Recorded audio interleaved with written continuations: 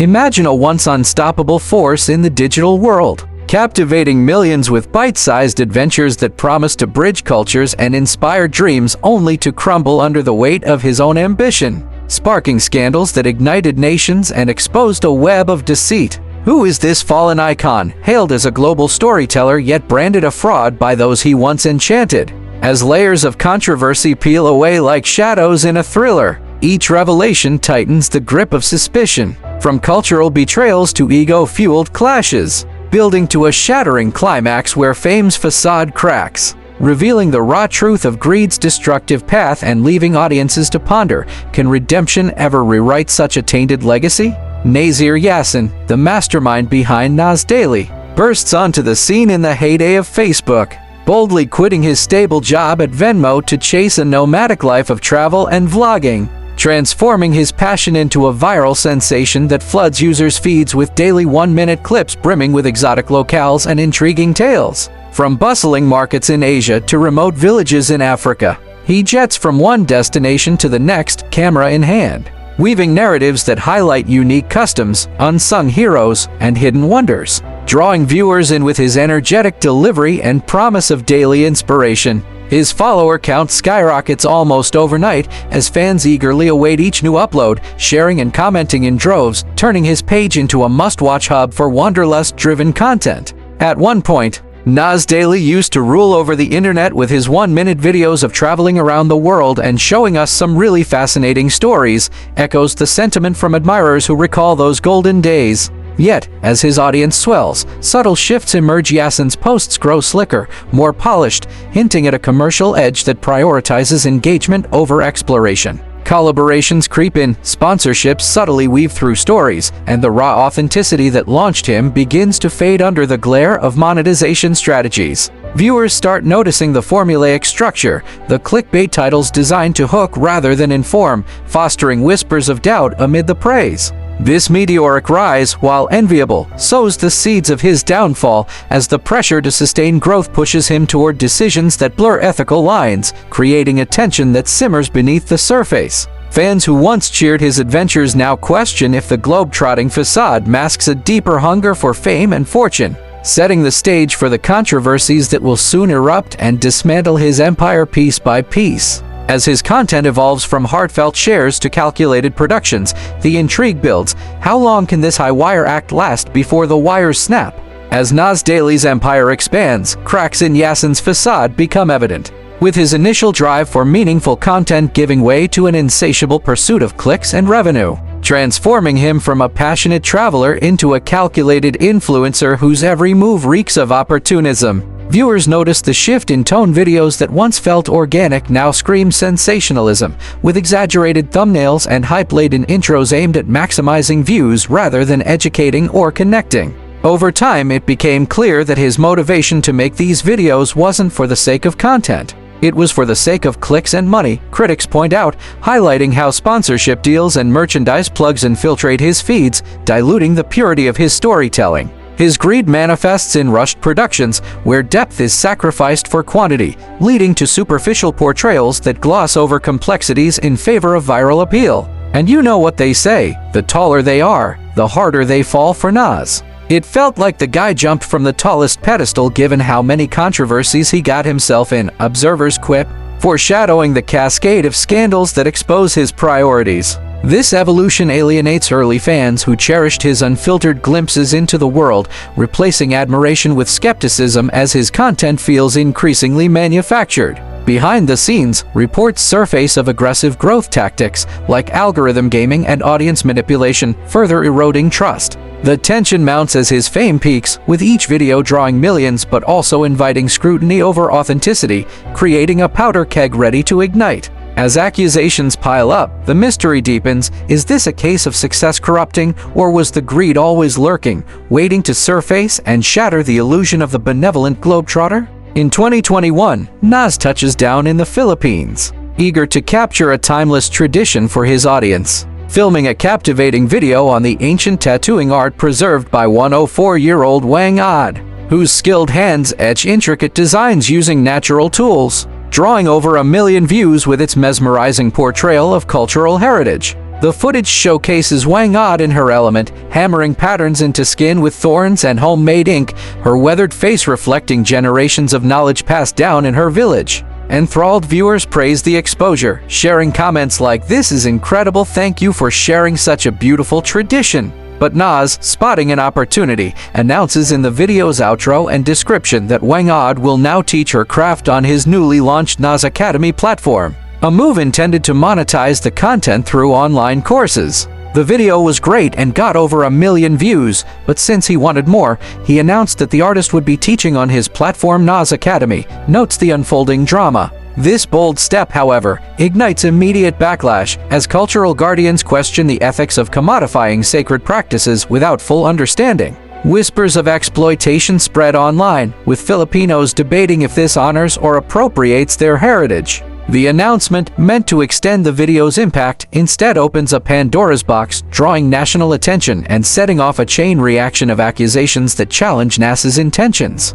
As the video's popularity soars, so does the controversy, building suspense around whether this is a genuine celebration or a profit-driven overreach that disrespects indigenous roots. Wang Od's granddaughter, fueled by protective fury, storms onto Facebook with a damning post that labels Nas's venture an outright scam, igniting a firestorm that pulls in authorities and fans alike. As she declares, "Warning, Wang Od Academy is a scam. My grandmother did not sign any contract with Nas to do any academy. Some people are taking advantage of our culture. Please help us stop this disrespect to the legacy of Apo Wang Od and the But tribe." The post goes viral, amassing shares and outraged comments from Filipinos who rally to defend their elders' honor, accusing Nas of predatory behavior toward vulnerable communities. This, however, became a huge controversy that got the national authorities involved when the artist's granddaughter took to Facebook to call his operation a scam, the escalating narrative reveals. Supporters flood social media with calls to boycott, hashtagging their discontent and urging others to unfollow. The granddaughter elaborates in follow-ups, explaining how the family discovered the academy listing without prior knowledge, feeling their traditions were being hijacked for commercial gain. This public outcry transforms a feel-good video into a symbol of cultural clash, with debates raging over consent and representation. As the story spreads, media outlets pick it up, amplifying the voices of indigenous advocates who decry the incident as modern colonialism. The tension thickens, with Nas's silence initially fueling speculation, leaving audiences on edge about his response and whether this marks the beginning of his unraveling. Nas, scrambling to defend his honor, releases a counter video displaying footage of Wang Od affixing her thumbprint to documents, insisting it proves her willing participation, as he explains in the clip.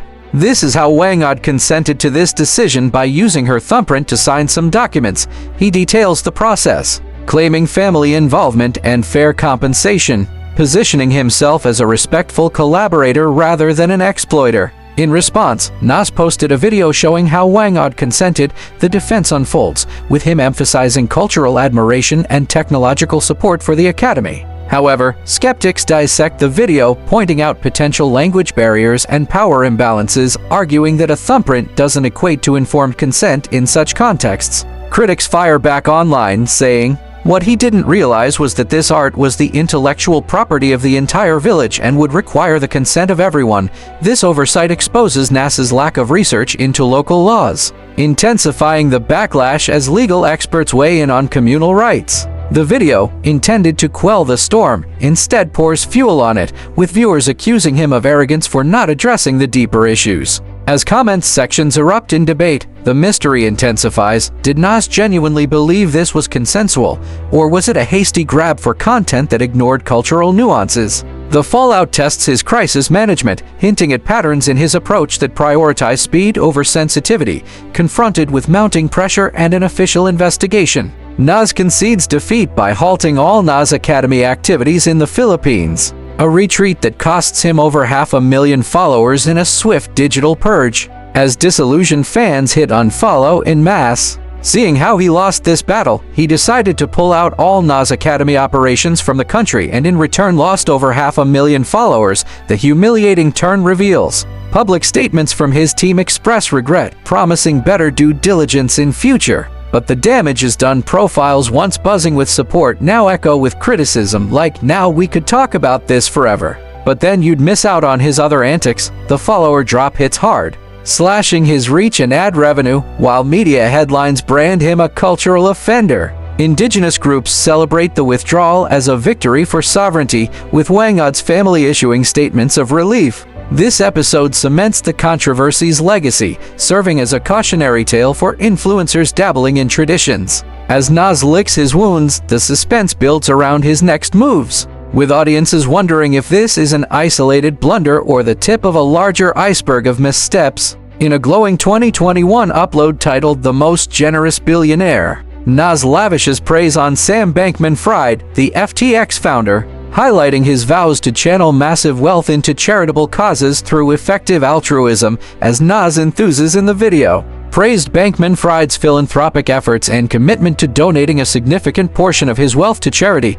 The piece portrays SBF as a visionary, interviewing him on his humble lifestyle amid billions, inspiring viewers to rethink wealth's role in society. And while that sounds great on paper, the irony sets in, as fans initially applaud the spotlight on positive crypto figures. However, the facade crumbles the following year with revelations of fraud, casting Nas's endorsement in a harsh light and prompting questions about his vetting process. This video, once a hit, becomes a liability, with commenters later saying, "This incident affected his credibility quite a lot, and many people accused him of prioritizing sensational stories over factual accuracy." The praise, delivered with Nas's signature flair, now appears naive at best, manipulative at worst, eroding trust in his judgments. As the story develops, the tension rises. How could such a prominent creator miss the red flags, or did views trump verification? The illusion shatters in 2022 when Bankman-Fried's empire collapses amid allegations of massive fraud and money laundering,